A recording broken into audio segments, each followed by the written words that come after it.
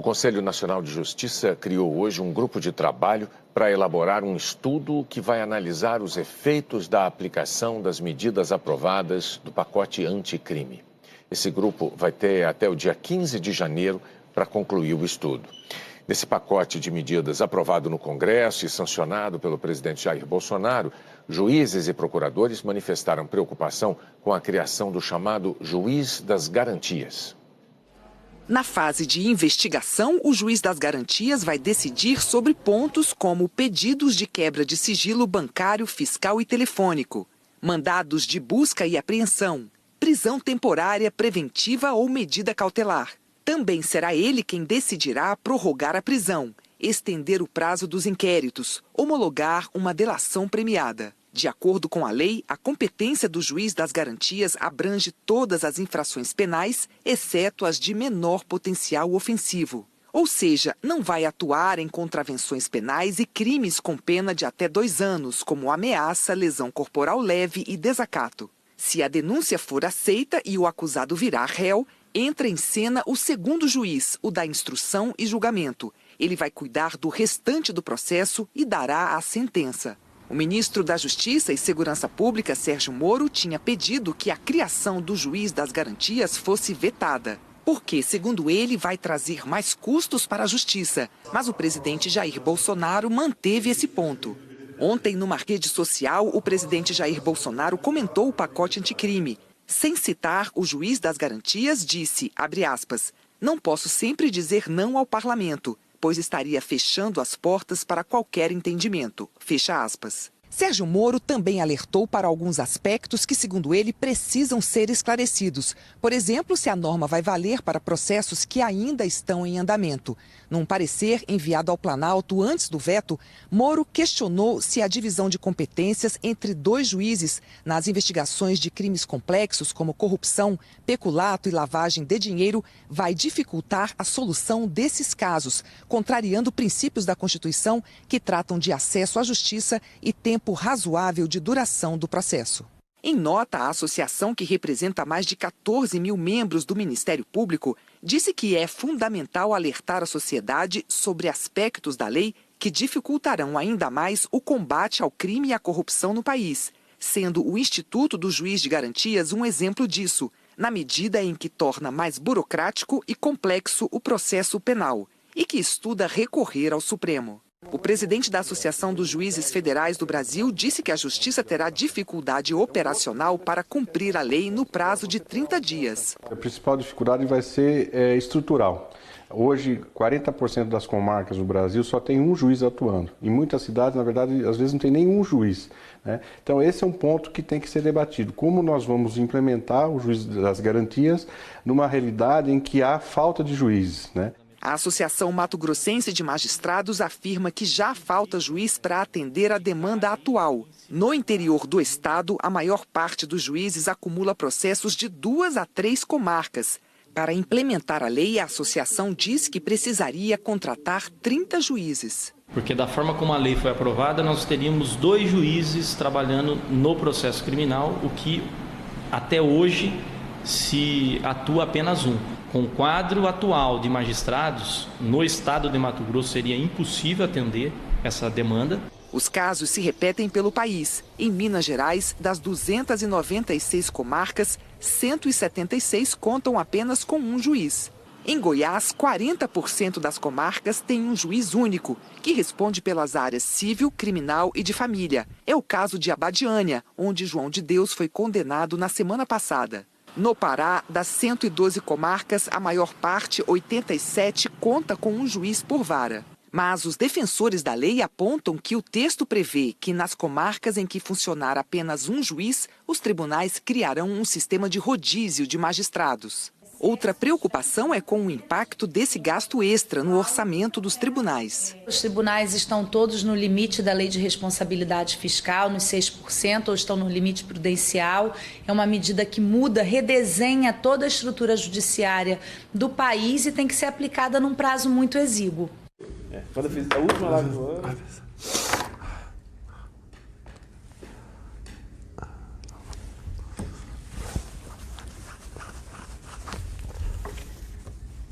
Começou.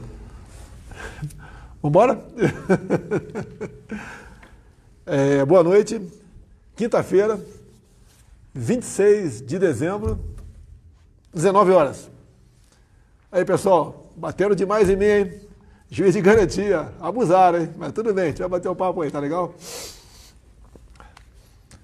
Aqueles que fizeram críticas construtivas, tudo bem. Alguns que foram para a questão pessoal, familiar, aí lamento, mas sai da minha página aí, tá legal? Crítica a gente aceita sem problema nenhum. Vamos lá? Jogo rápido aqui. Das economias, a economia deslanchou, foi muita coisa destravada, o Brasil está crescendo. Aqui em Brasília bateu o quê? 150% o volume de negócio no comércio? 150%, né? 150% o volume de negócio no comércio local. O Brasil todo está nessa fase. É a economia aquecendo, é a confiança na equipe do governo. E outros dados aí, o dólar fechou quase R$4, né? Está 4,06, quase R$4. Chegou a bater 4,28, se não me engano. Então a economia está reagindo bem. Taxa Selic, o pessoal já sabe, 4,5%. Isso quer dizer que a gente vai pagar o ano que vem, né, menos 110 bilhões de reais. Esse ano nós pagamos mais de R$1 bilhão de reais de juros por dia. Realmente pegamos uma dívida fantástica aí. A equipe do Paulo Guedes, não é o Paulo Guedes sozinho, a sua equipe toda, um ministério muito grande, vem trabalhando fortemente nesse pedaço. Até perguntei para ele se o ano que vem vai ser a mesma batida. Falou que vai, continua com o espírito aí de garoto do Colégio Militar de Belo Horizonte, já que ele foi do CMBH, com todo o gás, ele e toda a equipe dele aqui. Então, que continue assim o Paulo Guedes trabalhando, isso é muito bom para nós. Obviamente, outros ministérios também trabalharam. O Tarcísio, eu não quero fazer um balanço aqui, só citando alguns nomes. O Tarcísio fez milagre com pouco recurso que tem, né? Em outras áreas trabalhou muito bem, como por exemplo ali aeroportos, portos, muita coisa errada, né? Problemas em órgãos abaixo dele, alguns dá para resolver, outros não, né? Que são servidores concursados, mas a grande maioria dos servidores trabalharam muito bem, os comissionados também. Ele, em parceria com o nosso Exército Brasileiro, né, usando aí os nossos batalhões de engenharia, de construção, fez muita obra pelo Brasil. Está previsto agora em janeiro, nós vimos ao Pará, lá na BR-163, feito pelo nosso Exército Brasileiro. Capitão Tarcísio, parabéns pelo trabalho aí, você orgulha a todos nós, brasileiros. Outros ministros também foram excepcionais, como Ricardo Salles, no meio ambiente. O pessoal está acostumado com uma política frouxa ambiental, voltada para interesses, não quero falar de quem, mas o pessoal do passado via muito contato com ONGs internacionais, eram recebidos já com tapete vermelho nesses encontros, mundo afora, porque o Brasil sempre dava, né, mais do que podia e não pegava nada em troca. O pessoal fala em crédito de carbono, bacana, estão preservando aqui, mas na hora de pagar, deixar o dinheiro, não quer. Então quem administra essa questão no Brasil somos nós. O Ricardo Salles está indo muito bem. E tendo em vista a quantidade de crítica que ele recebe, é um sinal que ele vai ficar por muito tempo. Deu uma baixada no hospital, um tempo atrás ali, negócio bastante rápido, né? Eu não sei a causa direito, mas eu falei para ele, ó, aguenta a onda aí que a gente vai vencer isso aí. Eu mesmo dei uma derrapada essa semana. Foi quando eu dei a derrapada aí? Terça-feira, quarta? Deu uma derrapada, pneu careca, deu uma derrapada no banheiro, caí em verdadeira grandeza de costa, né? Perdi uma parte da memória, né? A parte ruim, depois eu recuperei a parte ruim da memória. Se continuar esquecendo aquela parte ruim, estará muito bom, mas recuperamos, tudo bem. É coisa que a gente já está na terceira idade. Dizem que é na boa idade, ó, se fosse boa idade, eu não teria derrapado, tá legal? Então valeu, serviu de alerta para mim. E vamos lançar a campanha aí, pô, para a velharia não andar devagar no banheiro, pô. Cuidado que ele sabe de histórias, né? O próprio ex-ministro do Exército, Leônidas Pires Gonçalves, caiu no banheiro e veio a falecer alguns dias depois. Duvido que não conheça alguém que tenha derrapado no banheiro aí. E a queda é feia, pessoal, a barra é pesada. Foi a primeira vez, espero que seja a última. Então, a questão das da economia, batemos o recorde de pontos na Bolsa, 117 mil, isso é confiança. Alguns falam, para que serve isso aí? Eu não tenho nada a ver com a Bolsa. Tem sim, tá? O dinheiro que entra lá mexe com as empresas, mexe com o ânimo dos empresariados, mexe com a confiança, para a gente investir, produzir mais empregos. Produzir mais empregos, você produz mais, o produto baixa, tá? Então, os números da economia estão indo muito bem, graças a Deus aí. Falei do Tarcísio, falei quem mais? Falei do Ricardo Salles, Marcelo Arvo Antônio, desceram a lenha nele, a bordura dele muito no corretiano. O Ministério do Turismo está indo excepcionalmente bem, parabéns Marcelo Arvo Antônio, nosso mineiro aí. Geração de empregos, né? No correntiano aumentou em 330% no turismo em relação ao ano anterior. Devemos também, em grande parte, ao Gilson Machado, nosso presidente da Embratur, é um cara incansável, roda o Brasil todo, buscando fazer parcerias, ajudando a desburocratizar a sua área, bem como a do turismo como um todo. E o turismo, né, basicamente, precisa de infraestrutura. Tendo infraestrutura, isso realmente ele vai para frente. Tive há poucos dias no hospital, no hotel lá no Rio de Janeiro, perguntei como é que estava a taxa de ocupação do hotel. Ele falou que estava bem acima do esperado, né? E perguntei se os demais, né, hotéis do Rio de Janeiro estão na mesma situação. Falou que sim. Então a taxa de ocupação dos hotéis subiu também, não tenho o valor exato aqui, mas subiu também. É sinal que está vindo mais turistas para cá. E vindo por quê? Porque nós, né, em grande parte, esses turistas vêm daqueles países que nós não exigimos a reciprocidade dos vistos, da isenção de vistos. Então o pessoal vem para cá fazer turismo e vale para negócio também. Tem uma viagem na China no final do mês, talvez, não vou garantir, né, nós consigamos também dar isenção de visto para indianos no Brasil, para chinês está na reta final também, aqui no Brasil, e o turismo vai trazer muita divisa. Se eu não me engano, a média do PIB mundial equivale a 10% para o turismo. Então o Brasil está abaixo disso, a gente pode estar acima dessa média mundial, porque temos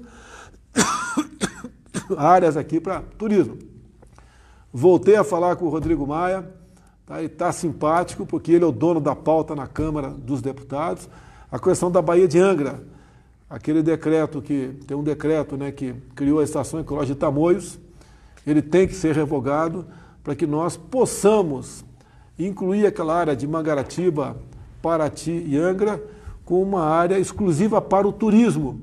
E assim tem um país aí de fora, um grande país árabe, que quer investir nessa área de turismo lá, gastando quase $1 bilhão, para nós transformarmos a região da Baía de Angra um fenômeno próximo a Cancún. Cancún fatura na ordem de $12 bilhões por ano com turismo. E lá a nossa Baía de Angra fatura quanto? Quase nada. Quase nada. Afinal de contas, né? É uma tristeza estar aí para lá, os pardais na rodovia, né, radares eletrônicos. Tentamos tirar, a justiça aí foi contra. Tá certo? Então, foi mantido alguns pardais fixos, bem como os móveis. Também a Justiça determinou a volta da operação do radar móvel pelo Brasil. O pessoal da indústria da multa está vibrando, hein? Tá legal? Está vibrando bastante aí. Que o objetivo, em parte, não vou acusar todo mundo aqui, em parte, não é evitar o excesso de velocidade, é arrecadar. E tem alguns espertos, né? Tem as boas pessoas também, mas tem os espertos, ganham muito dinheiro com isso. Então a Baía de Angra continua batendo, continua falando. Outras áreas do Brasil podem ser voltadas para o turismo e precisa de lei para derrubar o decreto presidencial que no passado foi assinado por presidentes anteriores, que demarcou essas áreas, né? Tem na Bahia, tem uma grande área. Aí na Foz do Rio Ribeira de Guape ali, pode ser uma grande área para eles também. Pega ali Cananéia, Ilha Comprida, Iguape. Outras áreas tem pelo Brasil. Tá? Então a sanha, né? A forma xiita de tratar o meio ambiente, nós temos aí 60% do Brasil aí reservado para preservação. Não se pode fazer nada lá. Poderiam estar faturando bilhões de reais na Baía de Angra, mas esse dia vai chegar. Geração de empregos, Marcelo Antônio, já falei aqui. Gilson Machado, falei também. Quem? Moro, muita gente fala aqui. Moro, tá certo? Um trabalho excepcional na justiça. E pessoal, né? Tem que ouvir o Moro. Sim, ouço o Moro. Já discordei do Moro no passado, ele sabe disso, quando discutimos a questão do armamento. Já discordei dele. Como já discordei de outros ministros também. Eu acho que a taxa de concordância com os ministros é em torno de 95%. Está indo muito bem. O Moro tem um potencial enorme, ele é adorado no Brasil. O pessoal fala em vir candidato a presidente. Se o Moro vier, pô, que seja feliz, pô, não tem problema, vai estar em boas mãos o Brasil, tá certo? E eu não sei se vou vir candidato em 22 anos. Se estiver bem, pode ser que eu venha. Se não tiver, estou fora, tá? E outra coisa, já cansei de dizer, tem milhares de pessoas melhores do que eu para disputar uma eleição. Vocês não podem fazer aquele joguinho de fogo amigo para entregar para a esquerdalha, como a Argentina fez, entregar para a esquerdalha em 23. Eles vão ver o que é bom para tosse. Esses caras vão ficar 50 anos para sair daqui. Olha a Argentina, nós vamos acompanhar o que está acontecendo na Argentina. O pessoal parece que esqueceu a Venezuela, né? O pessoal reclama do preço da carne. O que alguns querem que eu faça é tabelar a carne, é dar subsídio para a carne. O Maduro fez no passado isso aí, né? Chaves, Maduro. Hoje não tem nem cachorro nem gato para comer na Venezuela. Nós somos do livre mercado, pessoal. Ponto final. Tá? Eu não posso. Você está reclamando do preço da carne, mas tem um cara que produz no campo. Eu posso até tabelar o preço da carne. R$10, tá bom, Cid? R$10 o preço da carne? Cerveja 2? Cerveja R$2. O camarão, R$5 o quilo também? Então, tabelar R$1. Tabelar o preço da carne. Eu teria que pegar e tabelar o Negovon, me ajuda a lembrar aí. Tabelar os insumos para corrigir lá o terreno lá do pasto. Tabelar aí a semente de braquiária. Tabelar o pedágio quando o pessoal for transportar o boi. Tabelar o preço do frete dos caminhões lá embaixo também, né, para vender R$10 aqui. Então, olha só, pessoal, é acomodação.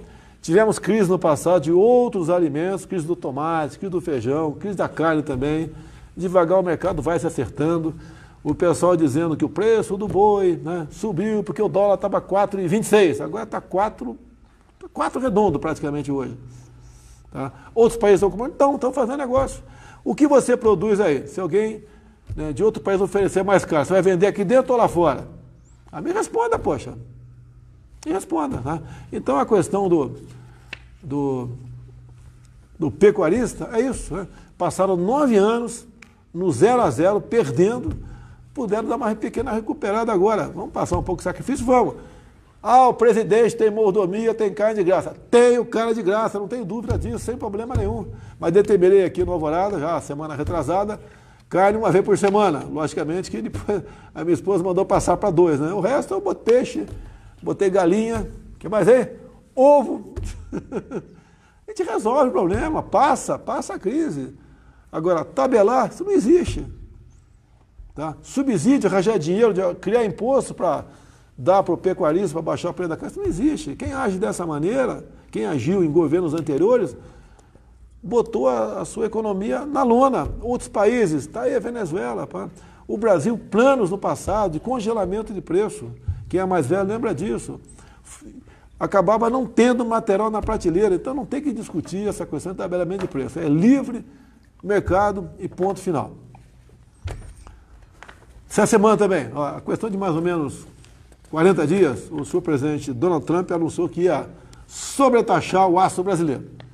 Bem, teve um deputado lá, o ex-maconheiro, o atual maconheiro de São Paulo, foi na tribuna, fez uma onda terrível contra a gente, falou um montão de besteira, simulou telefonando para o Trump. A própria imprensa falou que o governo americano não estava dando a devida atenção para mim, esculachou. Bem, foi a semana ou semana passada? Nem lembro aí. Semana passada, tivemos a oportunidade, tá? Conversei por telefone com o senhor Donald Trump, dei meus argumentos, tá certo? A economia dele, se não me engano, é 40 vezes maior do que a nossa. Chegamos num acordo, ele concordou e falou que não ia sobretaxar o aço. Eu vi aí em algumas mídias sociais aqui, quando eu falei desse assunto, o cara reclamando lá embaixo, né? Eu não como aço. eu não vou responder para esse cara que age dessa maneira. Mas resolvemos o problema do aço aí. E a nossa amizade e consideração com o presidente americano e com o seu povo continua cada vez melhor. Essa semana estão batendo em mim sobre cota de tela, né, para filmes brasileiros. O que o pessoal tem que entender? É uma lei, eu tenho que cumprir a lei. Conversei com o Roberto Alvim. Tá? Ele fez um vídeo de 5 minutos, está na página dele. Talvez eu bote na minha página, mas como interessa para pouca gente, eu costumo não botar. Eu vou pedir para botar no canal nosso no YouTube. Tá? Ele explica, um pouco demorado, 5 minutos, o que é cota de tela para filme brasileiro. O que ele falou de importante ali, né? Eu sou obrigado, né, a assinar um decreto para fixar uma cota.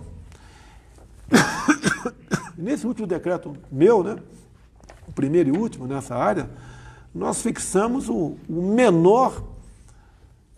a menor cota da história. Então nós estamos tirando o Estado um pouco de lado. Agora, vamos fazer alguns filmes, não posso zerar a cota. Agora, filmes diferentes dos que vinham sendo feitos. Ora as bolas. Tá? O que tinha de filme aí que não dava... Você botava lá um mês, né, no cinema, não dava 200 espectadores. Pô, tá? Vamos fazer filmes, tá, alguns já em projeto, em andamento. Vamos fazer filme que interessa, filme da história do Brasil, da nossa cultura, da nossa arte, que interessa à população como um todo, ou a grande parte da população, e não as minorias. Tá certo? E quem é que pressiona a gente para a gente acabar com essa cota de tela? O grande mercado de filme é Hollywood, Estados Unidos, segundo o Ricardo Alvim. Então tem a pressão de quem trabalha lá, de quem aqui representa, etc., a gente zerar essa cota para entrar mais filme de fora para cá. Bem, atendo o Alvim nessa questão, tá? Ao diminuir bastante a nossa cota de tela. Logicamente, fazendo bons filmes, a gente vai precisar de cota mais. Há quanto tempo a gente não faz bons filmes, né? Eu não vou entrar nesse detalhe aqui. Inclusive, os nossos filmes que estão fazendo a partir de agora não vai ter mais aquela história de ideologia, aquelas mentiras todas de história passada nossa, né? Falando mentiras sobre o período de 64 a 85, no passado também, mentiras do presente, sempre conduzindo, fazendo a cabeça da população como se o pessoal da esquerda fosse os mais puros, éticos e morais do mundo e o resto fosse o resto.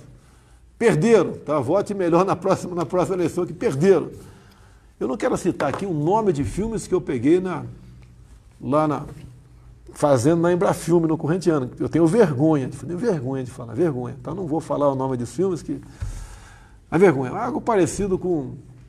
Não vou falar que eu tenho vergonha, tá? Mexe com religião, mexe com evangélico, com católico, mexe com criança, mexe com afrodescendente, mexe com pessoa deficiente, e tudo com a questão de sexo no meio. Então, nós não estamos censurando nada. Quem quiser fazer filme, né, que faça, mas com dinheiro teu próprio, não com dinheiro público. Então, parabéns ao Alvim. Mais uma coisa, a lei anticrime do Moro aí, tá um ruído enorme essa semana, né? Traidor, não sei o quê, não voto mais em você, se aliou à corrupção, lei anticrime, né? O saldo foi excelente. Mateu, aqui, ó. Pô, cara, você... Qual a manchete da Folha de São Paulo amanhã? Pô, o que eu bati aqui, pô? Vamos lá. A proposta do Sérgio Moro, ele que fez, basicamente, né? Logicamente ouviu muita pessoa e está sancionado. Isso aí parece que ninguém lembra, né? Está sancionado. Aumenta em 30 para 40 anos o período máximo de condenação. É em cima desse período máximo que é feito ali aquele percentual para cumprir a pena, quando ele vai poder requerer progressão, saidão, etc. Aumenta o período de permanência de presos em presídios federais de 1 ano para 3 anos, podendo ser renovado por mais 3. Pô, barra pesada, hein? 6 anos de presídio federal, barra pesada. Então, o pessoal, antes de cometer determinados crimes, a barra está pesada agora, não vai dar para sair com facilidade não, então vamos pensar mais. E outra coisa, como vai demorar mais para sair, menor chance de ter violência também. Proíbe, agora a lei do Moro, né? Proíbe ter o direito à saída temporária o condenado a cometer crime hediondo, ou que tenha resultado em morte. complicou a vida desse pessoal aí.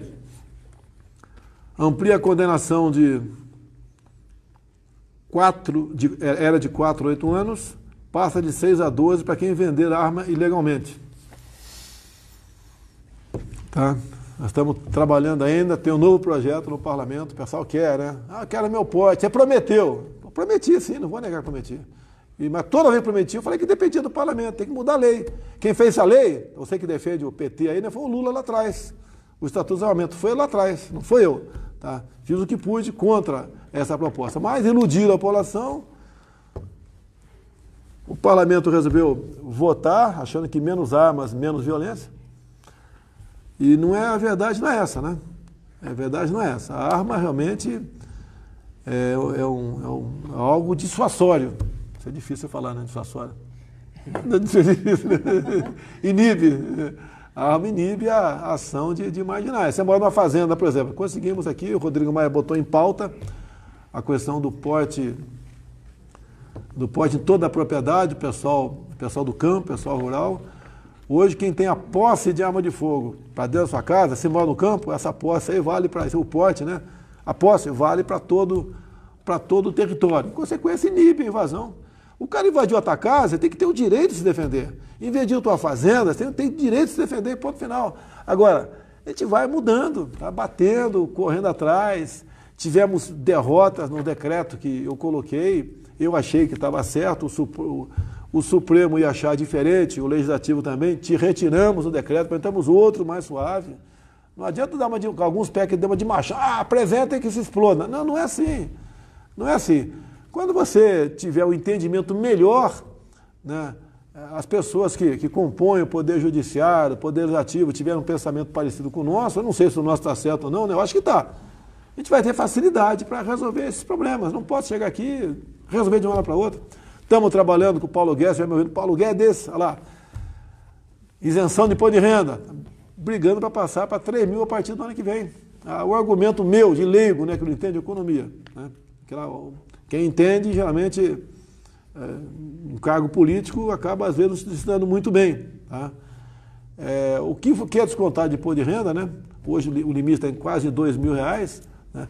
Quem está de 2 mil a 3 mil pagou alguma coisa no corrente ano, ele praticamente recupera, né? Com a escola, que é a educação, com saúde e outros abatimentos aí também. Estamos tentando isso aí, eu acho que a gente vai ser atendido aí pela equipe econômica do Paulo Guedes aí. E uma coisa muito importante, né? Falo para o juiz de garantia nesse projeto, né? Me esculhamba. Pessoal, se eu tivesse sancionado um dispositivo lá, tá? Que visava triplicar a pena para crimes da internet, estaria instituído a censura na internet. Você não poderia matar comentando com fundamento muita coisa, nem falando, alguns, né? Falando, se exacerbando, não, sendo radical, ou comentando, né, com palavras ofensivas na internet. Eu não quero a censura na internet. Aqui, se tivesse aprovado isso aqui, começasse a entrar com ação, certas críticas, certas não, várias, do abuso de autoridade, não, do juiz de garantia, você estaria pegando 10 anos de cadeia. Então, poderia ser pegar 10 anos de cadeia. Então, nós vetamos aí. E parece que não dá valor, o pessoal só fica no juiz de garantia. Só para refrescar a memória de vocês. Vocês lembram da lei do abuso de autoridade que foi votada? Uma onda terrível, né? O Congresso aprovou abuso de autoridade, a Câmara, o Senado, veio para mim. Né? E chegou para mim, o pessoal já queria aquela campanha, veta tudo, senão não voto mais em você. Veta tudo, senão não voto mais em você. Veta tudo, veta tudo. Bem, tínhamos 15 dias para sancioná-lo, ouvir o Moro, ouvir o ministro da CGU, da AGU, ouvi vários ministros, né? O que era para ser vetado, não. Atendia todo mundo nos vetos, né? O que interessava de fato, vetamos. Estamos lá, dezenas de artigos. Bem, o Congresso, o pessoal pressão em cima de mim, né? Pancada, me xingando, que eu tinha que vetar, vetei, eu pus vetar tudo é besteira. Vetar tudo era fazer o jogo que não ia dar certo. Então vetamos lá dezenas de artigos, o Congresso derrubou 70% dos vetos, ninguém falou nada. Aí, ficaram vocês aí, não falaram nada. O Congresso está certo ou errado? Eu não entro no mérito. Eu tenho a minha posição no Congresso até o momento de de eu aqui vetar ou sancionar. A partir dali eu estou fora, eu não vou brigar ali com o presidente da Câmara, do Senado, porque o Congresso derrubou ou um veto ou não, está fora. É a mesma coisa do Supremo Tribunal Federal. O pessoal fala demais, né? O Supremo Federal é um poder independente. Ou sou democrático ou não sou. Ou sou democrático ou não sou. Não tem outra alternativa. Então o Supremo decidiu, se eu vou ficar chateado ou soltar fogos, eu vou lá, fico na minha. Pô. Agora eu tenho um bom relacionamento com do Supremo, Dias Toffoli, tenho um bom relacionamento com o Dias Toffoli, tenho um relacionamento cordial com o Rodrigo Maia, também com o Davi Alcolumbre, e alguns acham que eu deveria me isolar, né, ter um comportamento para atender exclusivamente esses internautas. Não é assim. Não foi para isso que eu propus vir para a República. Nós devemos ter paciência, né? E estamos aí vivendo, né? Vivendo e com esperança de mudar, né? Tem eleições no ano que vem. É muita gente revoltada com o prefeito, com o vereador. Muda, poxa. Agora, não vota no cara pensando em si, muitas vezes, né? Ou porque ele levanta uma bandeira, o cara levanta uma bandeira, por exemplo. Eu sei que não é bandeira de vereador, mas deputado federal, por exemplo, presidente da República, governador, tem seus interesses. Tá? Você tem que ver, você bota no cara porque tem uma bandeira muito bonita, por exemplo, contra a corrupção. Aí você vai ver, tem outras bandeiras que não pode não estar de acordo contigo. E daí? Você tem que votar num cara que tem uma média, né? Porque tudo não vai ser conseguido, parecido com aquilo que você defende. Agora, hoje em dia dá para você saber a vida de qualquer parlamentar que vai buscar uma reeleição, um cara novo que está buscando uma eleição, saber como é que é a vida dele. Então, o abuso de autoridade está resolvido, ninguém falou nada. Agora temos o juiz de garantia. Eu não fiz nenhum trato com ninguém sobre vetar o juiz de garantia. Nunca. É um absurdo eu falar, vocês aprovam aí que eu veto aqui. Esse é um contrassenso. Só uma pessoa que não tem caráter, né, para falar uma coisa dessa. E tem alguns parlamentares falando uma barbaridade dessa, querendo se eximir do que a Câmara aprovou, se foi bom ou não o juiz de garantia, certo?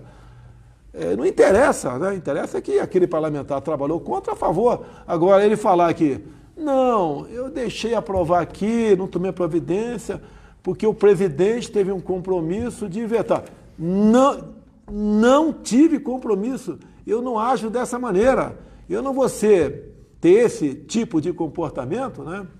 Aprova aí que eu veto aqui. Não, se eu falar para aprovar aí, para manter a aprovação aqui. Juiz de garantia, né?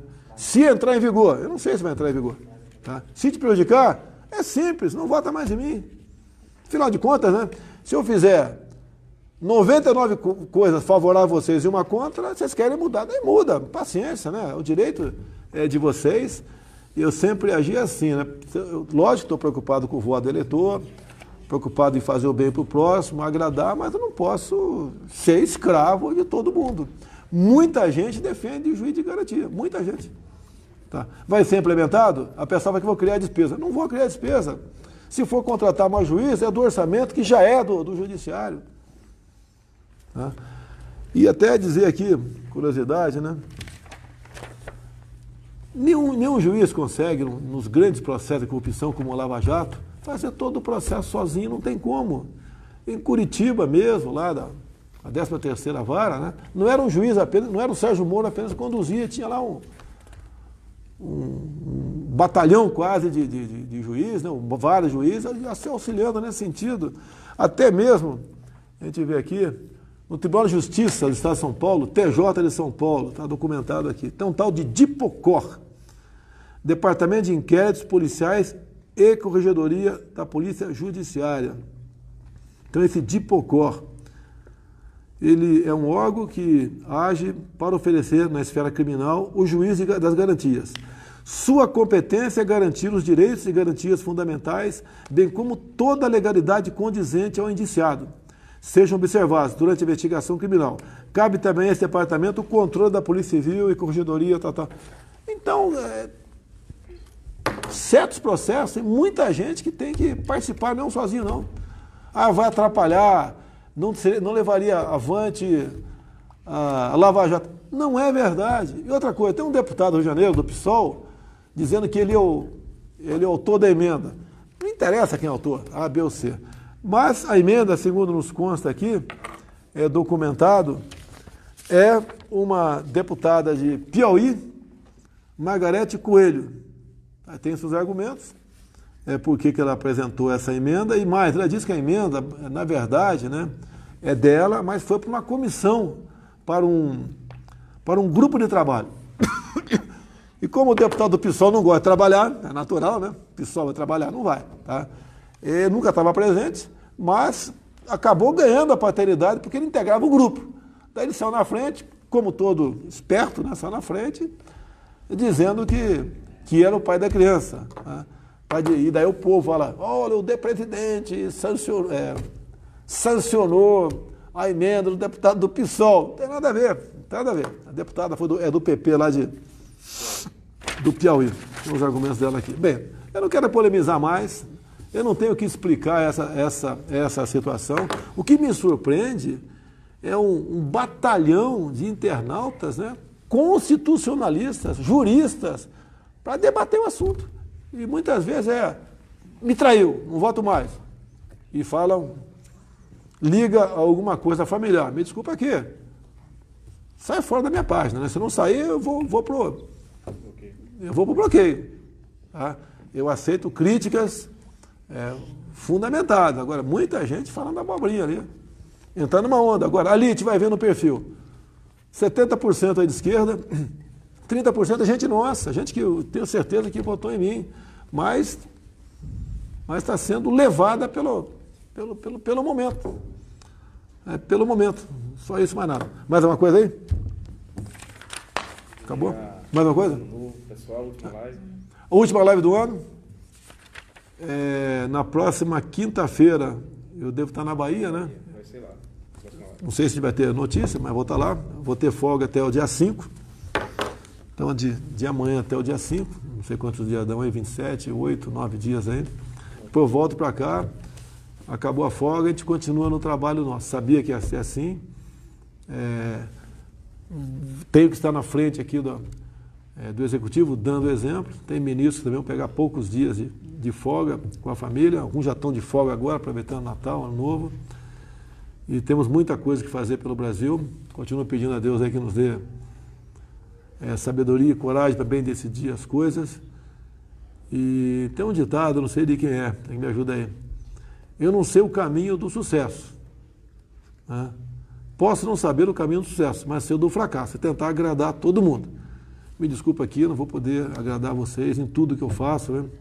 Nos projetos que eu apresento, nas sanções, nos vetos, mas estou fazendo com a consciência tranquila, não é para proteger ninguém, tá? Ficam aí as teorias das conspirações, e nós vamos realmente ajudar o Brasil a sair da situação que se encontra. Se Deus quiser, vou entregar ao governo no futuro, para quem me suceder, bem melhor do que eu peguei no início do ano agora, 1º de janeiro desse ano. Dá vontade de chorar. Crise ética, moral, econômica. Ética sem comentários. Né? A questão de escola já melhorou alguma coisa. O Weintraub não pode fazer milagre, mas está fazendo o possível. Aproveitaram que ele não manja nada na internet, apareceram comigo, deu uma curtida num cara que me chamou de traidor. O pessoal caiu de pau nele. Pô, tu acha que está na cabeça de alguém que um ministro me chama de traidor conscientemente? E fiquei sabendo da história. Eu estava num local com internet intermitente. Deu uma dedada errada de férias, tem que caprichar na dedada. Pô, deu uma dedada errada lá. E o Weintraub está cada vez mais forte. Fez um Enem fantástico. Não foi fácil fazer o Enem. Muita casca de banana para que ele não fosse realizado. Não vazou, né? O que vazou lá foi uma parte do Enem. Depois já tinha começado a prova, foi fantástico, não teve pegadinha, não teve aquela historinha de, como o ano passado, a linguagem dos gays, não sei o quê. Por que faz aquilo? Para estimular o moleque que fosse prestar vestibular no seguinte, estudar a linguagem dos gays. Eu te pergunto, né? Nada contra os gays, tenho amigos gays, sem problema nenhum. O que leva, uma pessoa estudar isso para o Enem? Por isso estamos lá embaixo, essa vergonha que é a prova do PISA, né? Que é a prova internacional de avaliação de estudante. Aqui na América do Sul nós somos o penúltimo, né? Antes das 3 matérias, ciência, matemática e interpretação de texto, né? Estamos aí disputando o último lugar, uma vergonha, uma regra de 3 simples, não sabe fazer. Qual é o futuro desse jovem? O que ele vai ser no futuro? Patrão não vai ser. Impossível ser patrão dessa forma aí, né? Empregado vai trabalhar no quê, meu Deus do céu? Estão cometendo um crime com essa pessoa, vai viver de Bolsa Família a vida toda, né, para votar naquele partido.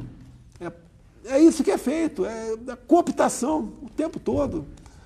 Tá certo? Então, falei de ministro, né? Mais algum ministro para falar aí? Eu falei de todo mundo, no caso não, né? Ajuda aí, algum ministro aí? Hã? Tereza Cristina, Agricultura, eu não vou falar que ela é gata porque ela está casada, né? Mas uma leoa aí na questão do agronegócio aí do Brasil, viajando o mundo todo, realmente batendo recorde de exportação, contratos. Parabéns, continue assim. É uma ministra, né, que fala com todos os setores do agronegócio, independente da filiação política partidária, né? Hoje em dia, quem procura a Tereza Cristina não procura em nome de um partido, procura em nome de todos do agronegócio. Ela foi excepcional no corrente ano. Deus ajuda que ela continue tendo força para continuar agindo dessa maneira. Damares também, na questão da família, pô, excepcional. 10 a mais, 10. Tá? Sei que ela levou muita pancada esse ano, já veio falar comigo, abatida algumas poucas vezes. Eu falei, ó, essas pancadas aí bem demonstram que você está no caminho certo. Quanto mais a imprensa bater em você, melhor. Você vai continuar lá. Eu não quero que você estar sendo elogiado por alguns órgãos de imprensa, né, que nós sabemos que sempre estão torcendo contra, né? Então ainda como se estivesse fazendo campanha. Acabou a campanha, para mim só em 22, se eu vier candidato à reeleição. Tá? O ministro Jorge da Secretaria-Geral, excepcional também, um jurista excepcional também. Tá? Não vou falar que ele é supremável, você vai começar a apanhar. Eu falei que um tempo atrás ali que o André Mendonça era supremável, né? Evangélico, pastor, pronto, arrebentar, estão dando pancada, não quer mais. Uma das pancadas, erradamente. Ele é advogado-geral da União, foi ao Supremo, não foi contra uma lei da Prefeitura de Maringá que proibia ideologia de gênero. Ele foi contra a iniciativa da lei. O município não pode legislar sobre educação. E ponto final. Daí o pessoal falou, ele está contra a ideologia de gênero. Ele está favorável à ideologia de gênero. Não. Tá? Ele é contra, pessoalmente, mas lá estava defendendo a iniciativa das leis, não pode ser municipal. Então a crítica em cima dele, que ele participou agora da questão dos vetos ou não, do lei anticrime aqui. Eu conversei por ele por telefone, quem participou muito foi o Jorge, pessoalmente, o próprio Moro telefonando, e aprovamos, a grande maioria sancionamos e vetamos, se não me engano, 25 itens. Agora, veja o padrão dos itens que foram vetados. Para mim, seria mole sancionar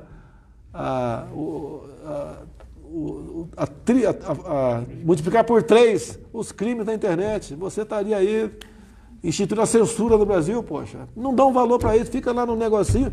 E com todo respeito, né? 90% não sabe o que é juiz de garantia e fica criticando. Ah, vai, a 4ª instância. Aqui. Não existe isso. Isso é automático, pô. Tá certo? É automático. Olha as centrais de inquérito pelo Brasil todo. Né? Se um dia for ajudar aí for ajudar a não combater a corrupção, eu tomo uma decisão. Sem problema não. Mais uma coisa, ó. Outra coisa, tapar aqui. Joguei na Mega da Virada.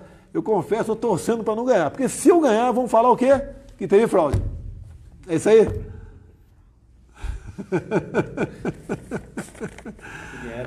É duro tu jogar e torcer para não ganhar. Você vai prejudicar aí o presidente da Caixa Federal, que faz um trabalho excepcional. Cheque especial 5%. O pessoal reclama, tá alto, mas vai no outro banco, tá 13%. Impressionante como alguns só sabem reclamar. Só reclamam. Tá muito alto. Pô, não pega o cheque especial, pô. Fiquei. Ah, tu é presidente, tem mordomia, tem que é? Cartão corporativo. Tenho. Inclusive o meu pessoal, que eu posso sacar 24 mil por mês e fazer o que bem entender com ele, é isso mesmo? Eu posso até pegar 24 mil por mês e jogar na Mega Sena. Posso, poxa, não tem que dar satisfação, 24 mil por mês.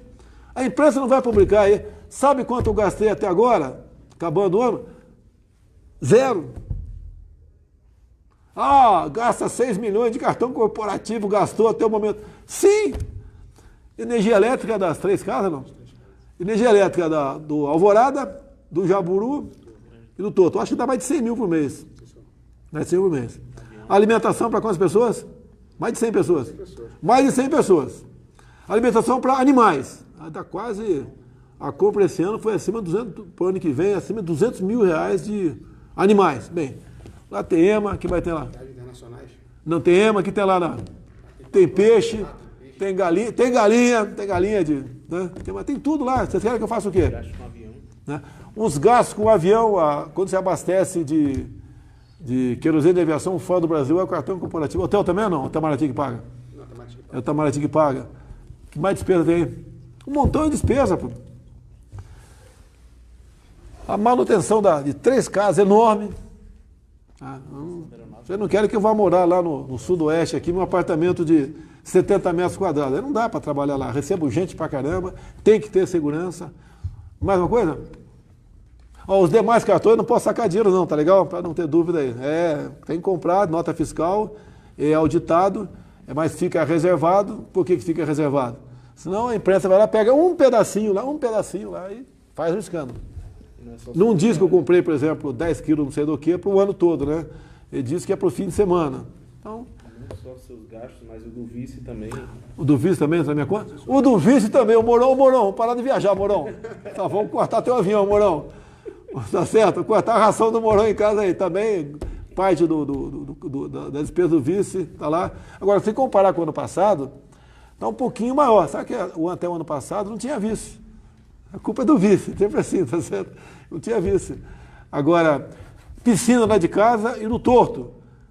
Desliguei o aquecedor. O aquecedor elétrico, pô. Não tem piscina aquecida mais lá. E ponto final, pô. Ninguém reclamou. O pessoal da Ceilândia que vai lá em casa no fim de semana, da minha esposa, ninguém reclamou, pô. Cortamos isso, cortamos um montão de coisa. Conversando com os tarifeiros, a quantidade, a qualidade da comida é diferente de anos anteriores. Tá certo? Mais uma coisa? Chega aí. A última do ano? Mais uma coisa? Muito obrigado. Muito obrigado por você ter trabalhado conosco nesse horário, 19 horas. Quem decidiu subir para cá é uma tal de Michele de Paula Firmo Bolsonaro. Você conhece? Conhece bem? Ela é legal ou não? Teve comigo agora no dia 24 uma mensagem de fim de ano, 2 minutos e pouco. Acho que conseguimos dar uma mensagem, dar uma suavizada, uma mensagem verdadeira. Um governo que termina o ano sem uma acusação de corrupção, graças a Deus continua assim. Tá? Alguma denúncia de corrupção no governo? Não, né? O pessoal quer impor na minha conta alguma coisa, sempre quer impor o tempo todo, né? Mas tentar impor a Maria na minha conta, pô, pelo amor de Deus. Ô Polícia Civil do Rio de Janeiro, pelo amor de Deus, poxa, se presta um papel desse, vocês estão a serviço de quem? Da Justiça ou de alguma outra autoridade aí que quer ser presidente da República? Pelo amor de Deus. Tá? Essas articulações que acaba chegando a conhecimento da gente, fazer uma busca e apreensão, não sei o quê, simular conversa de bandidos para botar na minha conta, pelo amor de Deus, pô. Pelo amor de Deus. Esse caso Marielle, né? Deve ser federalizado ou não?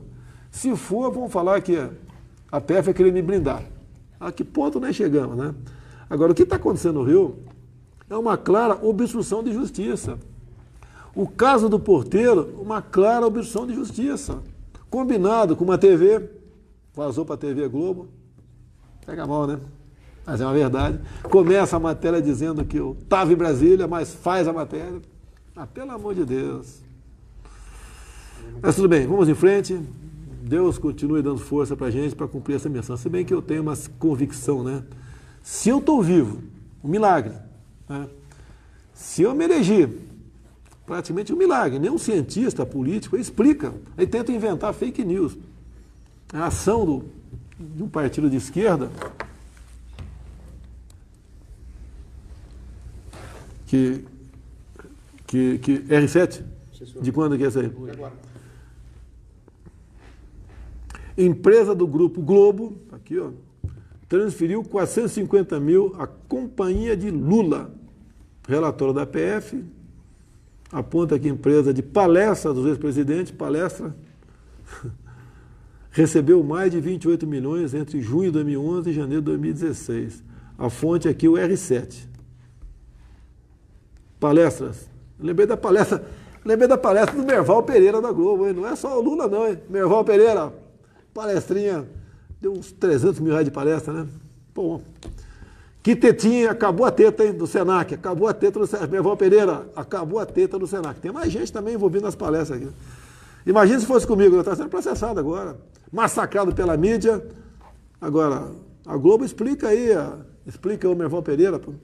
Tem mais gente da Globo também. Explica também essa relatório da PF aqui do Grupo Globo, transferiu 450 mil para a companhia de Lula. Eu chamo isso aqui de algo parecido com o ano passado, né? Não estou dizendo que é verdade, não. Está o relatório ali, ó, vai ser apurado. Tá? Quando pintou aquela história da propina legal. Quem é que cunhou esse nome? Foi eu. Quando, nas eleições de 2014, o grupo JBS botou na minha conta 200 mil... Não, JBS. O grupo JBS pegou mais ou menos 400 milhões de reais e deu para os partidos. Naquele tempo as empresas podiam doar partido. O meu partido na época botou na minha conta 200 mil. E quando tu recebe, tem um papel escrito lá, quem é o doador originário. Quando nós vimos aquilo, foi um colega da Polícia Militar do DF, trabalhava comigo, plotou esse aqui, falou, estava no Rio, deputado, não use. Aí devolvemos para o partido, porque eu recebi do partido, e falei, eu quero do fundo partidário. Tá? Não era o fundão, tá? É do fundo partidário. Doar 200 mil reais do fundo partidário, eu fiz a minha campanha. Esse fundão é outra história. É lei o fundão. O TSE oficiou a Receita Federal dizendo que o dinheiro para o fundão, né, por causa da confecção do orçamento, é em torno de 2 bilhões de reais. Está na lei. É a mesma coisa, o orçamento da educação é 100 e não sei quantos bilhões de reais. Bem, o Congresso tentou passar para 3.800, foi discutido isso aí, não acertou, voltou para 2 bi. O orçamento vai chegar para a gente sancionar aí. O pessoal quer que eu vete, né? Eu peço que vocês leiam o artigo 85 da Constituição. Eu sei que o presidente da Câmara falou que se eu vetar não tem problema nenhum. Tá certo? Ele falou isso aí, não vai mover um processo um processo levando em conta o artigo 85 da Constituição. Você pode pegar e ler o artigo 85 da Constituição, dizendo que eu tenho obrigação, se eu incorrer em algum daqueles crimes que estão ali, né, complica a minha situação. Então a gente vai analisar a questão do veto do fundão, sim ou não, tá certo? Mas eu não vou eximir da minha responsabilidade. Outra pancada, se eu sancionar, é outra pancada que eu vou levar. A esquerda vai aproveitar e descer o cacete. Alguns dizem que também alguns parlamentares, os mesmos de sempre, até os isentões, né, de alguns partidos ali que se diz, aliás, entre aspas ali, que eu propus o fundo 2 bilhões. Não fui eu, pessoal, foi a lei eleitoral. Teve um deputado do Vado Ribeira também, qual é o nome dele? Vou lembrar o nome, ajuda a lembrar o nome dele aqui. Samuel Moreira. Fez um vídeo me descascando. Samuel Moreira usou do fundão, o ano passado, 1 milhão de reais. Não, o outro foi outra fonte. 1 milhão do fundão. Esse fundão que ele disse que é contra. Esse fundão, que é lei, né? Foi alterada a lei, ela aumentou, era 30% das emendas de bancada do Estado, passou para 100%. O Samuel Moreira votou favorável, votou para aumentar o fundão. Daí ele faz um vídeo dizendo que eu propus, que ele é contra, dando uma de moralista, né? Falso moralista. Não tem moral para falar. Votou para aumentar e usou 1 milhão na campanha do ano passado. E agora é contra o 2 bi. Quer ganhar simpatia posando de... Eu não vou chamar de desonesto, porque usar o dinheiro não é desonestidade. É uma desonestidade intelectual, né? Moral. É muito triste aí. Fiquei sabendo hoje que o Vado Ribeira vai sair a ponte do Batatal aí. Parabéns às autoridades que trabalharam. Fiquei sabendo agora. parabéns. Assim como tem um governo no orçamento previsto centenas ou milhares de obras em todo o Brasil, até que enfim o Vale do Ribeira começa a ser lembrado para essas obras. E...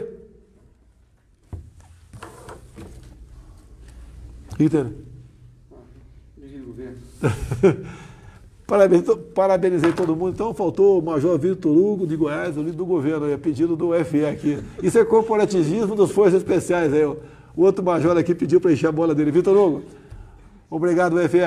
Tamo junto aí. Acabou? Muito obrigado, pessoal. Se Deus quiser, até quinta-feira da semana que vem, onde a live deve ser lá de Salvador, Bahia. Um abraço.